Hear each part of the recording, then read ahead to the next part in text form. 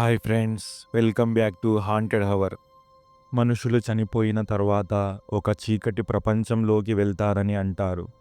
అది కేవలం వారి కోసం మాత్రమే ఉద్దేశించిన ఒక చీకటి ప్రపంచం. అయితే కొందరికి చనిపోయిన తర్వాత కూడా తాము కోరుకున్నది దక్కేంత వరకు ప్రశాంతత లభించదు. అది ఏదైనా కావచ్చు. ఒక హాస్పిటల్, ఇల్లు లేదా దట్టమైన అడవి కావచ్చు. అక్కడ సంవత్సరాల తరబడి ఆత్మలు అశాంతిగా తిరుగుతూ ఉంటాయి. జీవించి ఉన్నవారిని వేటాడడానికి వేచి ఉంటాయి, లేదా ఎల్లప్పుడూ వేచి చూస్తూనే ఉంటాయి. ఇప్పుడు చెప్పబోయే కథ అలాంటి సంఘటన గురించే. ఇక కథ మొదలు పెడితే,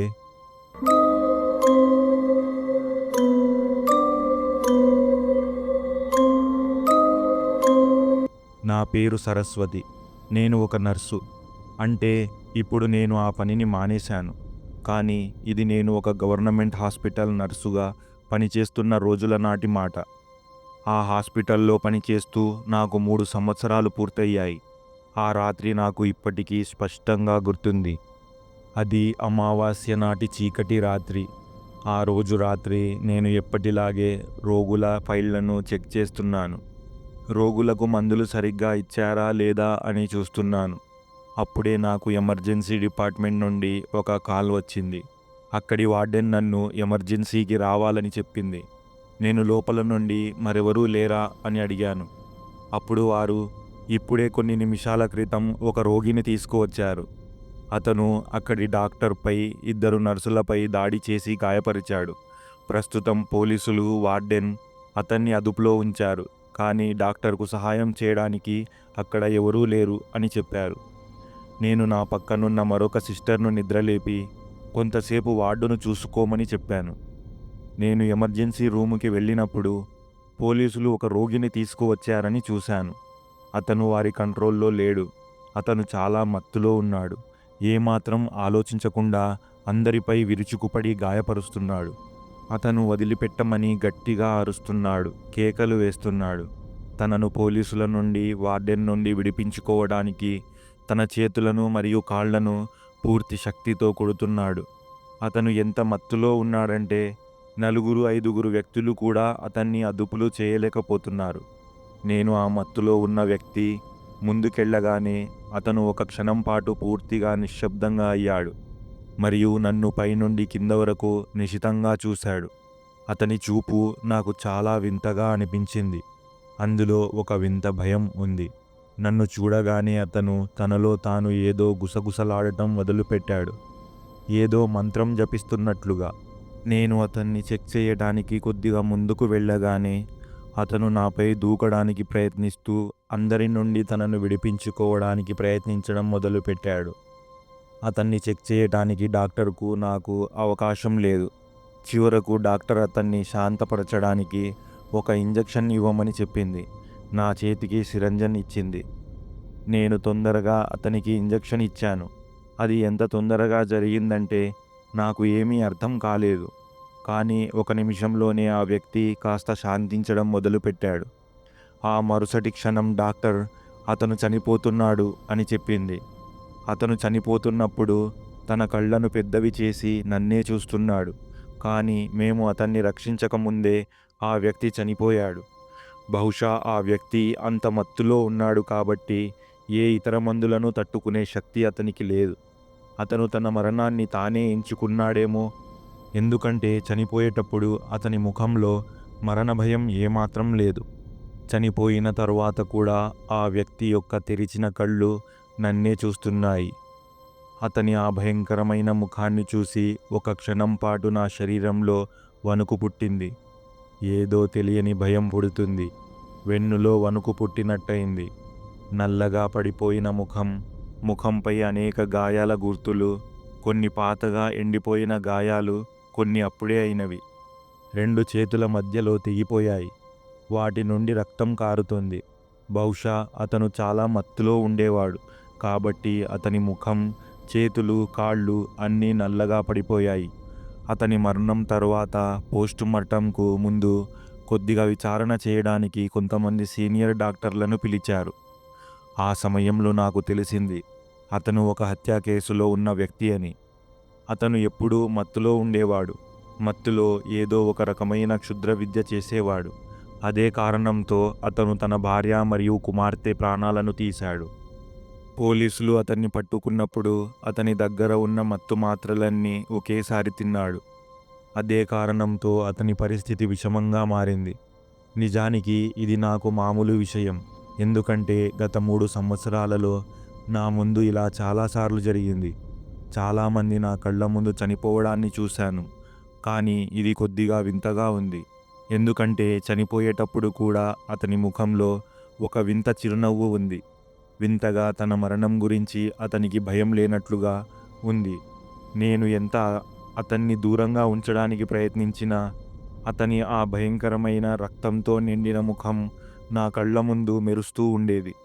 నేటి వరకు నేను ఎన్ని మరణాలు చూసినా ఒక మనిషి మరణం నన్ను ఇంతగా భయపెట్టడం ఇదే మొదటిసారి. ఆ సంఘటన తర్వాత నేను కొన్ని రోజుల పాటు సరిగ్గా నిద్రలేకపోయాను. 2 రోజులు ఇంటికి వెళ్ళేటప్పుడు నాకు ఎమర్జెన్సీ వార్డు బాయ్ తగిలాడు. అప్పుడు వార్డు బాయ్ నాకు చెప్పాడు, అతను చాలా ప్రమాదకరమైన వ్యక్తి. ఎవరి ప్రాణమైనా తీయడం అంటే అతనికి ఒక ఆటలాగే ఉండేది. మనిషి అంటే అతనికి ఒక బొమ్మలాగా.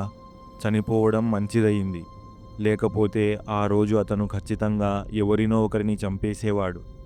మీకు తెలుసా, ఆ రోజు అమావాస్య రాత్రి నేను అతన్ని అడిగాను. అప్పుడు అతను నాకు చెప్పాడు, అతన్ని పట్టుకున్నప్పుడు అతను ఒక అమ్మాయిని బలి ఇవ్వబోతున్నాడు. పోలీసులు అతన్ని ఇక్కడికి తీసుకువచ్చినప్పుడు అతను ఇలాంటివి ఏదో గుసగుసలాడుతున్నాడు. ఒక ఆఖరి బలి, నేను అమరత్వం పొందుతాను. నిజానికి అతను తన బలిని వెతుక్కున్నాడు. అప్పుడే పోలీసులు అతన్ని పట్టుకున్నారు. అతనికి బలి కోసం ఒక కన్య అమ్మాయి అవసరం, కానీ మంచిదయ్యింది, అతను తనంతట తానే చనిపోయాడు. పోలీసులు చెప్పగానే నేను విన్నాను. అతను క్షుద్ర విద్య చేసే ప్రయత్నంలో ఎవరినో మోసగించడంతో మొదట తన భార్యను బలి ఇచ్చాడు. ఆ తర్వాత తన బిడ్డను కూడా బలి ఇచ్చాడు. ఆ తర్వాత ఒక బాబా అతనికి చివరిసారిగా ఒక కన్యా అమ్మాయిని బలి ఇవ్వమని చెప్పాడు. ఆ వార్డు బాయ్ అలా చెప్పగానే ఒక క్షణం పాటు నా ఒళ్ళు గగురు పొడిచింది, ఎందుకంటే ఆ సమయంలో నాకు పెళ్లి కాలేదు. అప్పుడు ఆ వ్యక్తి యొక్క నిశితమైన కళ్ళు నా కళ్ళ ముందు మెరుస్తూ ఉన్నాయి. అవి చనిపోయేటప్పుడు వింతగా నవ్వుతూ నన్ను చూస్తున్నాయి. ఆ మరుసటి వారం నేను నా డే షిఫ్ట్ పూర్తి చేసి శుక్రవారం నైట్ షిఫ్టులో చేరాను. ఆ రాత్రి నాకు దారిలో ఏదో జరగడంతో ఆసుపత్రికి చేరుకోవడానికి చాలా ఆలస్యమైంది. నేను రాత్రి 8:30 ఆసుపత్రికి చేరుకోవాలి. కానీ నాకు ఆసుపత్రికి చేరుకునేసరికి రాత్రి 11 గంటలయ్యింది. నేను వేగంగా ఆసుపత్రి వైపు నడుస్తున్నాను. ఆసుపత్రికి మరోవైపు కొద్దిగా నిర్మానుష్యంగా ఉన్న ఒక రహదారి ఉంది. అది నేరుగా నా వార్డు వైపు వెళ్తుంది. కాబట్టి నేను బస్సు దిగి ఆ దారిలో నడవడం ప్రారంభించాను. దారి పొడవునా లైట్ ఎల్లో లైట్లు మెరుస్తూ ఉన్నాయి. వాటి పసుపు రంగు కాంతి మధ్యలో దారిపై పడుతుంది. కానీ ప్రతి 2 స్తంభాల మధ్య కొద్దిగా చీకటి కూడా ఉంది. నేను వేగంగా నడుస్తూ ఉండగా నా ముందు దారి మధ్యలో ఒక వ్యక్తి నిలబడి ఉండటం చూశాను. అతను వీపు నా వైపు ఉంది, కానీ అతను ఒక విగ్రహంలా నిలబడి ఉన్నాడు. పూర్తిగా నిటారుగా, ఎటువంటి కదలిక లేకుండా ఉన్నాడు. అతని చేతుల్లో ఏదో ఉంది. అతన్ని అలా ముందు నిలబడి చూడగానే నేను నా నడిచే వేగాన్ని తగ్గించాను. నెమ్మదిగా శబ్దం చేయకుండా తల వంచుకొని ఒక పక్కగా నడవడం ప్రారంభించాను. నేను అలా నడుస్తూ అతన్ని దాటి కొద్దిగా ముందుకు వెళ్ళాను. అప్పటి వరకు అతన్ని చూడటానికి నాకు ధైర్యం రాలేదు. నేను అతన్ని దాటగానే మెల్లగా నా మెడను తిప్పి అతన్ని చూడటానికి ప్రయత్నించాను. అతన్ని చూసి నా శరీరం మొత్తం భయంతో కదిలిపోయింది. అతను కొన్ని రోజుల క్రితం నా ముందు ఎమర్జెన్సీ వార్డులో చనిపోయిన వ్యక్తి. అతను సరిగ్గా అదే వింతగా నవ్వుతూ నన్ను చూస్తున్నాడు. నాకు ఏం జరిగిందో తెలియదు, కానీ అతన్ని చూడగానే నా కాళ్ళ నుండి ప్రాణం పోయినట్లయింది. శరీరమంతా మొద్దుబారిపోయింది. అప్పుడు నా దృష్టి అతని చేతిలో ఉన్న వస్తువు వైపు మళ్ళింది. అది చూసి నా ఒళ్ళంతా చెమటలు పట్టిపోయాయి. భయంతో ప్రాణాలు గాల్లో కలిసిపోయినట్లనిపించింది. అది మరేదో కాదు, నా తెగిపోయిన తల. ఆ తల నన్ను చూస్తూ వింతగా నవ్వుతుంది. నాకు ఆ సమయంలో ఏమి జరిగిందో తెలియదు, కానీ అదంతా చూసి నేను అక్కడే స్పృహ తప్పి పడిపోయాను. ఆ తర్వాత ఏమి జరిగిందో నాకు తెలియదు. కానీ ఎవరో నన్ను అక్కడి నుండి తీసుకెళ్ళి హాస్పిటల్లో చేర్చారు. నాకు స్పృహ వచ్చినప్పుడు ఉదయం 4 గంటలయ్యింది. నాకు ఆ రాత్రి ఏమి జరిగిందో ఏమీ అర్థం కాలేదు. కానీ నేను నిన్న ఆ దారిలో చూసిందంతా నాకు స్పష్టంగా గుర్తుంది. దాన్ని గుర్తు చేసుకుంటే ఇప్పుడు కూడా నా వెన్నులో వణుకు పుడుతుంది. నాకు స్పృహ వచ్చిన తర్వాత నా సిబ్బంది ఒకరి తర్వాత ఒకరు నన్ను కలుసుకొని వెళ్ళిపోయారు. వారి మాటల ప్రకారం నేను అక్కడ స్పృహ తప్పి పడిపోవడం చూసిన స్టాఫ్ బాయ్ నన్ను ఇక్కడ జాయిన్ చేశాడు. కానీ నాకు అక్కడ ఏం జరిగిందో వారికి ఏమీ తెలియదు. నేను అక్కడి సిస్టర్ను పిలిచి ఎమర్జెన్సీ వార్డు బాయ్ను పిలవమని చెప్పాను. నిజానికి ఆ రాత్రి జరిగిన సంఘటన గురించి నేను అతని నుండి మరింత ఇన్ఫర్మేషన్ తెలుసుకోవాలనుకున్నాను. ఎందుకంటే నాకు తెలిసినంత వరకు ఆ వ్యక్తి నా ముందు చనిపోయాడు. కాబట్టి అతను ఇప్పుడు నాకు ఎలా కనిపించగలడు? అతని చేతిలో నా తెగిపోయిన తల ఉంది. ఇదంతా నా భ్రమ లేదా ఏదైనా హెచ్చరికనా? అప్పుడు సిస్టర్ వచ్చి నాకు చెప్పింది, ఆ అబ్బాయి కొన్ని రోజులుగా పనికి రాలేదు. ఆ ప్రమాదం తర్వాత నేను 10 రోజులు విశ్రాంతి తీసుకున్నాను. మా ఆసుపత్రిలో సీనియర్ డాక్టర్ అపాయింట్మెంట్ తీసుకున్నాను. ఆ సమయంలో నేను డాక్టర్కు ఆ వ్యక్తి గురించి మరియు ఆ రాత్రి జరిగిన సంఘటన గురించి అంతా చెప్పాను. కానీ డాక్టర్, బహుశా ఆ వ్యక్తి మరణాన్ని మీరు ఎక్కువగా ఆలోచించారు మరియు మీకు అతని పట్ల అంత భయం కలిగింది కాబట్టి అతను మీకు పదే పదే కనిపిస్తున్నాడు అని చెప్పాడు. నాకు తెలిసింది, నేను చూసినది, అనుభవించినది వారికి ఎప్పటికీ వివరించలేనని నాకు తెలుసు. మానసిక చికిత్స తర్వాత 1 వారం విశ్రాంతి తర్వాత నేను మళ్ళీ డ్యూటీలో చేరాను. నా ఆరోగ్యం అప్పుడే కుదుటపడింది కాబట్టి నాకు కొన్ని రోజులు నైట్ షిఫ్ట్ ఇవ్వలేదు. కానీ ఎప్పుడో ఒకప్పుడు నేను నైట్ షిఫ్ట్ చేయాల్సిందే. ఆ రోజు రాత్రి నేను దారిలో చూసిన తర్వాత నేను మళ్ళీ ఆ దారి నుండి వెళ్ళలేదు. నాకు ఆసుపత్రికి తిరిగి రావాల్సి వచ్చినా సరే నేను ఆ దారి గుండా వెళ్ళడం శాశ్వతంగా మానేశాను. అలాగే ఒక రాత్రి మాట, నేను ఎప్పటిలాగే నా వార్డులో రోగులను ఇంకా మందులను చెక్ చేస్తూ వెళ్తున్నాను. అప్పుడే ఒక రోగి మంచం పక్కన ఉన్న కిటికీ నుండి నా దృష్టి కింద దారి వైపు మళ్ళింది. అక్కడ ఒక నీడ నిలబడి ఉంది, సరిగ్గా ఆ రాత్రి నేను చూసినట్లే. అతని చేతిలో ఎవరిదో తల ఉంది, బహుశా నాదే. నేను వెంటనే కిటికీ నుండి వెనక్కి తగ్గి వెళ్ళి నా మంచంపై కూర్చున్నాను. మిగిలిన వారిని నేను మరొక సిస్టర్కు చెక్ చేయమని చెప్పాను. రాత్రి సుమారు 2:30 నా పక్కనున్న సిస్టర్ రూమ్లోకి వెళ్ళి నిద్రపోయింది. నేను నా మంచంపై కూర్చొని మరుసటి రోజు మందులను ఫైల్స్లో వ్రాస్తున్నాను. అప్పుడే నాకు ఒక వింత నవ్వు వినిపించింది. నేను నా ముందున్న మందుల్ని అన్ని మంచాలపై చూశాను. పేషెంట్స్ ప్రశాంతంగా నిద్రపోతున్నారు. నేను అక్కడి నుండి లేచి మా వార్డు బయటికి వెళ్ళాను. ఆ శబ్దం ఎక్కడ నుండి వస్తుందో చూడటానికి వెళ్ళాను. అది చాలా పొడవైన వార్డు, సుమారు 100 మీటర్ల పొడవు. నేను ఆ వార్డు గుండా నడుస్తూ చుట్టూ ఉన్న అన్ని వార్డులను చెక్ చేస్తూ ముందుకు వెళ్తున్నాను. అప్పుడే నా దృష్టి ఆ వార్డు చివరికి వెళ్ళింది. అక్కడ ఎవరో ఉన్నారు. నాకు అర్థం కావటానికి ఎక్కువ సమయం పట్టలేదు. నేను నా తలను చేతిలో పట్టుకున్న వ్యక్తిని చూశాను. అతన్ని చూసిన వెంటనే నాకు కళ్ళు తిరగడం మొదలైంది.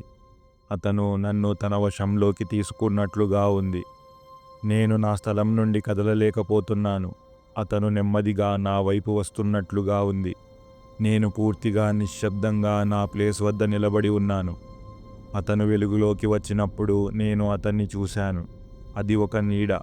అతని ముఖంపై అనేక గాయాల మచ్చలు ఉన్నాయి. నల్లగా పడి ఉన్నాయి. 2 పెదవుల మధ్యలో తెగిపోయాయి. వాటి నుండి రక్తం కారుతోంది.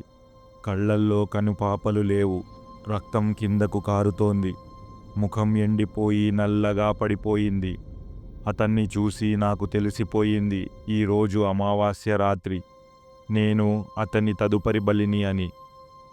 నేను అక్కడి నుండి పారిపోవడానికి, అరవడానికి చాలా ప్రయత్నించాను. కానీ నాకు ఏమాత్రం శక్తి లేదు. అతను నా ముందు నిలబడి ఉన్నాడు. అదే రోజులాగా వింతగా నవ్వుతున్నాడు. నేను అరవడానికి నా నోరు తెరుస్తున్నాను. కానీ నా గొంతులో మాటలు ఇరుక్కుపోతున్నాయి. ఆ మరుసటి క్షణం అతను తన గోళ్లతో నా గొంతు కోయటానికి ప్రయత్నించాడు. నేను ఏదో వింతగా తనను రక్షించుకోవడానికి ప్రయత్నించాను. కానీ నా గొంతుపై కొన్ని గీతలు పడ్డాయి. వాటి నుండి రక్తం కారడం మొదలైంది. నేను కింద పడబోతుండగా కింద పడుతూ వెనక ఒక సిస్టర్ వస్తున్నట్లు చూశాను. ఆ తర్వాత మరోసారి నా విషయంలో అదే జరిగింది. నాకు స్పృహ వచ్చినప్పుడు నేను మళ్ళీ నా హాస్పిటల్లో అడ్మిట్ అయ్యి ఉన్నాను. నా గొంతుపై ఒక పెద్ద కట్టు ఉంది. అంటే నేను ఆ నీడ నుండి రక్షించబడ్డాను. నా గాయాలు పూర్తిగా నయమైన తర్వాత హాస్పిటల్ నుండి నాకు సైకియాట్రిస్ట్ డాక్టర్ ట్రీట్మెంట్ తీసుకోవాలని సూచించారు. హాస్పిటల్ సిబ్బంది చెప్పిన ప్రకారం నేను స్పృహ తప్పి ఉన్నప్పుడు వింతగా నవ్వుతున్నాను, అరుస్తున్నాను. నేను డాక్టర్ను కలుసుకున్నప్పుడు డాక్టర్ సార్ నాకు చెప్పారు, హాస్పిటల్ నన్ను మానసిక రోగిగా ప్రకటించారని. నేను డాక్టర్కు మొదటి సంఘటన గురించి అంతా చెప్పాను. నాకు ఆ దారిలో ఆ నీడ కనిపించినప్పుడు, చివరిసారి ప్రమాదం తర్వాత నన్ను రక్షించిన సిస్టర్ హాస్పిటల్కి ఇన్ఫర్మేషన్ ఇచ్చింది. ఆ రాత్రి నేను నా చేతులతో ఒక పదునైన వస్తువుతో నాపైనే దాడి చేసుకుంటున్నాను. నా మెడను కోసుకోవటానికి ప్రయత్నిస్తున్నాను. ఆ సిస్టర్ సమయానికి అక్కడికి రాకపోయి ఉంటే బహుశా నేను నా ప్రాణాలను కోల్పోయి ఉండేదానిని. అయినప్పటికీ వారు నన్ను పని నుండి తొలగించలేదు. నాకు కొన్ని నెలల ట్రీట్మెంట్ కోసం అబ్జర్వేషన్ ఉంచారు. కోలుకున్న తర్వాత నేను మళ్ళీ చేరవచ్చు. కానీ నాకు తెలుసు, బహుశా అది మళ్ళీ ఎప్పటికైనా జరగవచ్చు. ఎందుకంటే ఇప్పుడు ఆ నీడ నాకు పదే పదే చుట్టూ కనిపించడం మొదలైంది. ఆ హాస్పిటల్ వదిలేయడం తప్ప నాకు వేరే మార్గం లేదు. కాబట్టి నేను అదే రోజు ఉద్యోగానికి రిజైన్ చేసేశాను. మీరు ఈ స్టోరీ చివరి వరకు విన్నందుకు థ్యాంక్ యూ సో మచ్. ఈ స్టోరీ విన్న ప్రతి ఒక్కరూ మా ఛానల్కి సబ్స్క్రైబ్ చేసుకోవాలని రిక్వెస్ట్. అలాగే పక్కనే ఉన్న బెల్ ఐకాన్ని క్లిక్ చేయండి. ఫర్దర్ హారర్ స్టోరీస్ మీకు నోటిఫికేషన్గా వస్తుంది. స్టోరీస్కి లైక్ చేసి మీ విలువైన అభిప్రాయాన్ని కామెంట్ రూపంలో తెలియచేయండి. ఇంకా ఇలాంటి హారర్ స్టోరీస్ మీకు ఇష్టమో కామెంట్ చేయండి. నెక్స్ట్ వీడియోతో మళ్ళీ మీ ముందుకు వస్తాను. Stay tune.